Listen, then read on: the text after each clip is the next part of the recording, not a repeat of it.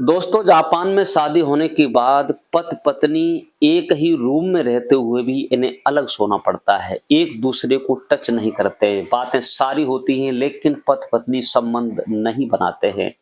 बड़ी अजीब कहानी है। इस कहानी को सुनेंगे तो आपके होश उड़ जाएंगे। आखिरकार इंडिया में तो ऐसा नहीं है कि शादी होती है, होने के बाद लड़का लड़की पहले ही दिन अपने दोनों रंग रलियां मनाते हैं, हनीमून पर जाते हैं। लेकिन जापान में कुछ ऐसा देखने में मिला है कि पति पत्नी शादी होने के बाद 10 दिन तक मिल नहीं सकते, मगर एक ही रूम में सोएंगे, एक ही कमरे में, लेकिन बिस्तर अलग अलग होंगे। दोनों अलग अलग क्यों सोते हैं? इसका कारण क्या है? इसका रीजन क्या है? आप सुनकर के दंग रह जाएंगे। आखिरकार आप सोच रहे होंगे कि ऐसा कैसे है। तो आइए, बने रहिए मेरे साथ इस वीडियो में। आपको बड़ा इंटरेस्टिंग कहानी है, उसके नियम अलग हैं। नमस्कार, प्रणाम, मैं हूं प्रेम यादव। ये सच्ची कहानी लेकर के उपस्थित हुआ हूं। ये कहानी जापान की जो मैं तुम्हें सुनाने जा रहा हूं, आप सुनेंगे तो आपके होश उड़ जाएंगे। दोस्तों, कहानी, एक लड़का होता है इंडिया का जिसका नाम होता है संजय, जिसकी उम्र लगभग 26 वर्ष होती है।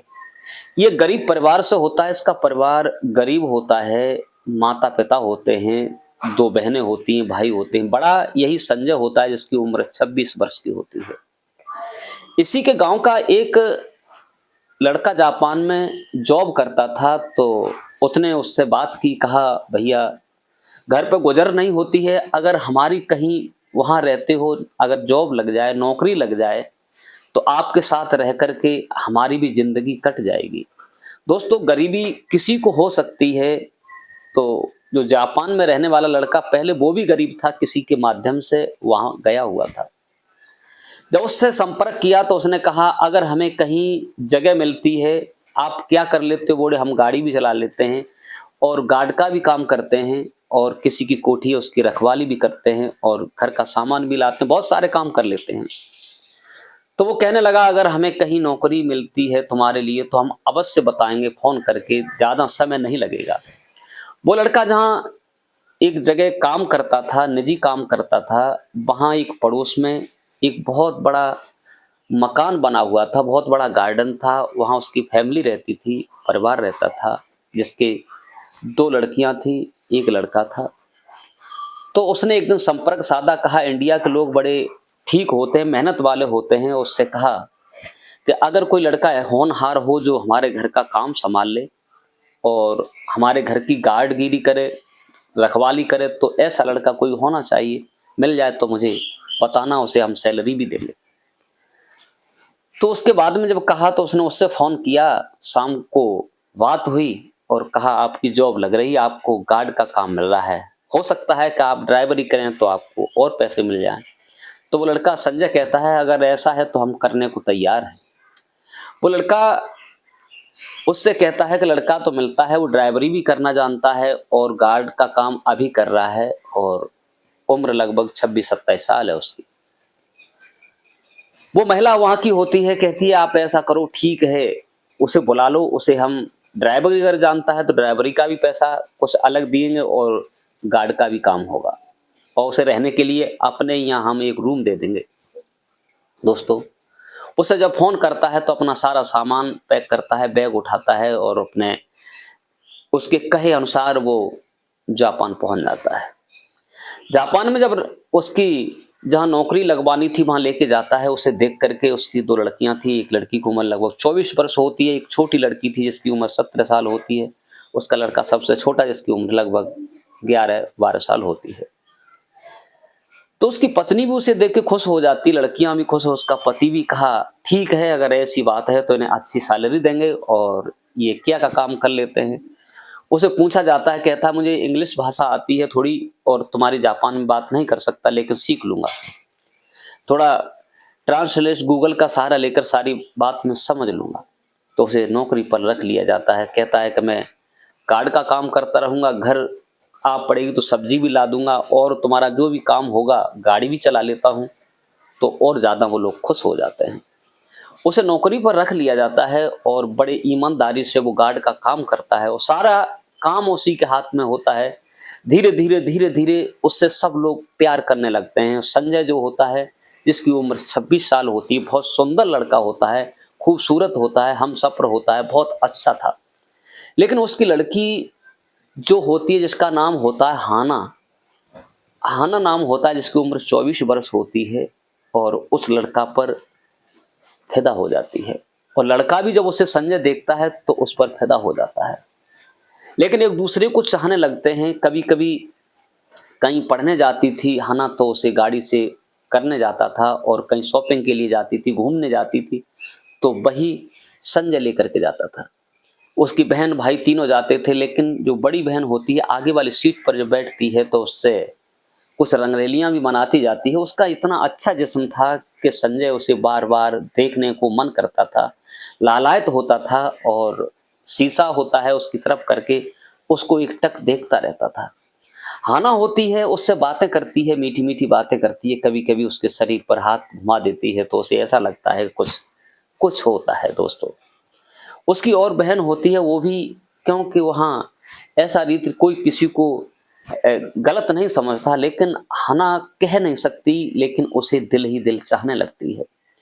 दोस्तों जहाँ जाते हैं, जहाँ आते हैं, तो वही संजय लेकर के जाता था और बड़े प्यार से उन्हें दुलार से घुमाने जाता था। दोस्तों उसे रूम भी दिया गया था, उसी गार्डन में बड़ा मकान था, एक रूम दिया था और अपना खाना बनाता खाता था। एक दिन अपना एसी चला करके सो रहा था, रात्रि का समय होता है, तो हाना अपने रूम से उठती है और उसके रूम में घुस जाती है। जैसे ही गेट की बेल बजाती है तो वो गेट खोलता है तो देखता है कि हाना रात्रि में उसके दरवाजे पर खड़ी है। वो कहता है संजय क्या हुआ हाना, इस वक्त आने का मकसद क्या है? तो वो कहती है चुप रहो, मैं तुम्हारे पास आई हूँ। दोस्तों उसके पास बैठती है और बातें करती है। कहती है मैंने सुना है इंडिया के जैसे लड़का होते हैं वैसे ही आप मिले हो, आप एक खूब सुंदर हो, सुडौल हो, और मैं तुम्हें कुछ कहना चाहती हूँ। लेकिन संजय कहता है रात का वक्त है, मैं परदेश में हूँ, मैं कोई बात नहीं कह सकता। लेकिन हाना कहती है मैं तुमसे प्यार करती हूँ, मुझे तुम जैसा लड़का चाहिए, शादी तो होगी लेकिन यहाँ रीति रिवाजी कुछ अलग है।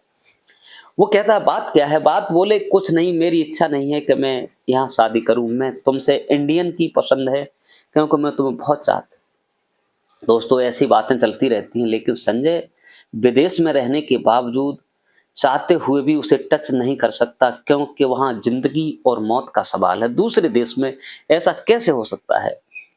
दोस्तों उसके बाद उसके पिता जो होते हैं उस लड़की की शादी तय कर देते हैं, शादी तय कर देते हैं। लेकिन संजय से कहती है संजय मेरी बगैर मर्जी की शादी हो रही है, मैं तुम्हें बहुत चाहती हूँ। लेकिन पूरे परिवार का ये विचार था कि हालांकि इंडियन लड़का है, ये सुंदर है, लेकिन ये विचार नहीं था कि हमारी लड़की इसे पसंद करती है। अगर पसंद करती होती तो शादी उससे हो जाती। दोस्तों उसके बाद में उसकी शादी होती है। शादी होने के बाद वो दुल्हन बन करके और रीति रिवाजी से जापान जहाँ उसकी शादी होती है, उस लड़के की उम्र 32 साल होती है, हाना की उम्र लगभग 24 वर्ष होती है। शादी होकर चली जाती है, लेकिन वहाँ की रीति के अनुसार ऐसा होता है कि दुल्हन जब जाती है, रूम दिया जाता है, सब कुछ होता है, लेकिन 10 दिन तक पति पत्नी एक दूसरे को टच नहीं करते हैं, एक दूसरे से प्यार नहीं करते हैं, बातें बहुत सारी करते हैं, लेकिन रिलेशन संबंध में नहीं आते हैं। 10 दिन के बाद जब हाना अपने घर आती है, उसका चेहरा उदास था, क्योंकि पहले ही संजय ने बता दिया था कि हमारे यहाँ ऐसा होता है कि शादी होने के बाद लड़का लड़की बड़े प्यार से रहते हैं। जब हाना आ जाती है, उदास होती है, और संजय अपने रूम पर होता है, तो टहलती हुई हाना वहीं पहुंच जाती है और संजय पूछता है कहिए आपको आपका हम सफर कैसा मिला, पति कैसा है, आपकी कैसी रातें गुजरी? तो हाना की आंखों से आंसू निकल आते हैं दोस्तों, और वो रोने लगती है और कहती है कि संजय बस यही मत पूछो, यहाँ की रीति बहुत खराब है, हम लोग यही नहीं जान पाते कि हमकी शादी हुई है, क्या हुआ क्या नहीं। बोले क्यों, ऐसा क्यों? बोले यहाँ की रीति ऐसी है कि शादी के 10 दिन तक पति पत्नी लड़का लड़की एक दूसरे से प्यार नहीं करते हैं, एक जगह रह करके मन चाहे काम नहीं कर सकते, अपनी मर्जी से एक दूसरे से मिल नहीं सकते। यहाँ की रीति है कि 10 दिन तक सोए बेशक एक साथ, लेकिन संबंध नहीं बना सकते हैं। 10 दिन तक मैं जैसी गई वैसी ही वापस लौट करके आई हूँ। पूछती है हाना तुम्हारे यहाँ कैसे संबंध बनाते हैं, क्या होता है रीति रिवाज में शादी के बाद? तो संजय कहता है कि हमारे यहाँ का तो उसूल कुछ अलग है। शादी होने के बाद जब विदा साथ होती है, लड़की जाती है, लड़का लड़की उसी दिन से अपनी एंजॉय करते हैं, हनीमून मनाते हैं, अपने अपने पति पत्नी एक साथ पूरी जिंदगी की ख्वाहिश को एक दूसरे में ऐसे मिल जाते हैं जैसे दूध के अंदर शक्कर मिल जाती है। ऐसी हमारे यहाँ की रीति रिवाजी है। पति पत्नी को खुश करने के लिए मिठाई खवाता है, कुछ गिफ्ट भी देता है, सब काम करते हैं। लेकिन हना जब ये बात सुनती है तो उसे कुछ ऐसा होता है कि हमारी शादी होने के बाद हमें यही नहीं पता कि मेरी शादी ऐसे होती है। दोस्तों उसे पूरी बात बताती है कि हमारे यहाँ की रीति ये है कि लड़का लड़की शादी के 10 दिन तक मिलते नहीं हैं और ना ही मोहब्बत करते हैं, चाह करके भी अलग सोते रहते हैं, बहुत कम संबंध बनाते हैं। यहाँ के लोग काम पर और नींद पर ज़्यादा अपना फोकस करते हैं, सोने पर ज़्यादा फोकस करते हैं और अपने काम पर। इसलिए यहाँ की संतान भी, यहाँ की जनसंख्या भी बहुत कम के बराबर है। दोस्तों जब संजय कहता है कि हमारे यहाँ तो भरपूर प्यार दिया जाता है, लेकिन हाना समझ लेती है कि इंडिया का जब ये कह रहा है कि हमारे यहाँ तो खुला मतलब है पति पत्नी एक साथ सोते हैं, चाहे जब संबंध बनाते हैं एक दूसरे की इच्छा पूरी करते हैं। शाम को सब लोग बैठे होते हैं, हाना का चेहरा उदास होता है, उसकी मम्मी बैठी होती, पापा बहन भाई सब बैठे होते हैं। लेकिन हाना से उसकी मम्मी पूछती है, बेटी बात क्या है, क्या दामाद जी आपसे बोले नहीं, खुश नहीं रखा? तो वो पूरी बात बताती है, मम्मी न चाहते हुए भी आपने मेरी शादी कर दी, लेकिन 10 दिन तक मुझसे कोई संबंध नहीं है, कोई बात नहीं है, यहाँ की रीति बहुत गलत है। संजय ने मुझे बताया, मैंने पूछा कि इंडियन के लोग कैसे होते हैं, तो वो सारी बात बताता है कि हमारे यहाँ तो पत्नी को खुश रखा जाता है, उसे बाहों में लिया जाता है, उसकी हर मुराद को पूरा किया जाता है। आपने मेरी शादी जल्दी जल्दी कर दी, लेकिन मैं चाहती थी कि मेरी शादी इंडियन लड़के से हो, लेकिन मेरी बात किसी ने नहीं सुनी। दोस्तों जब इस प्रकार बात करती है, लड़की कहती है हाना कि मैं अब उस घर में नहीं जाऊंगी, क्योंकि पहले तो मेरी उम्र 24 साल की है और वहाँ अधेड़ अपने ढूंढ लिया जिसकी 32-34 साल की उम्र है, उसे सोने से ही फुर्सत नहीं है, तो मुझसे क्या काम करेगा, क्या मेरी संतान पैदा होगी? तो उसके माता पिता भी सोच लेते हैं कि आखिर लड़की की इच्छा नहीं है। वो कहती है कि अगर मुझे शादी की ऐसी ही बात होती तो संजय कितना नेक लड़का है, इससे मेरी शादी हो जाती, खुलेआम बात होती है। संजय को बुलाया जाता है। जब संजय से पूछा जाता है क्या मेरी बेटी को तुम पसंद करते हो, तो संजय कुछ बोलता नहीं है। बोले कहिए खुल करके, शादी जरूर हो गई है, मेरी लड़की कोई रिलेशन नहीं है, मेरी लड़की तुम्हें पसंद करती है। तो संजय जो उसका मित्र था उससे फोन करता है, भाई ऐसी ऐसी बात है। तो उसका मित्र आता है, बोले कहता है अगर यहाँ कोई बात है तो आप शादी कर सकते हैं, मैं इसका जिम्मेवार हूँ।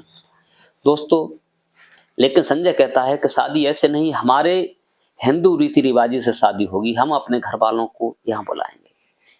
दोस्तों उसके बाद में उसके घर वाले आते हैं, मम्मी पापा को बुलाता है, चाचे लोग और भी पहुँचते हैं और जापान में रहते हुए हिंदू रीति रिवाजी से दोनों का विवाह संपन्न होता है।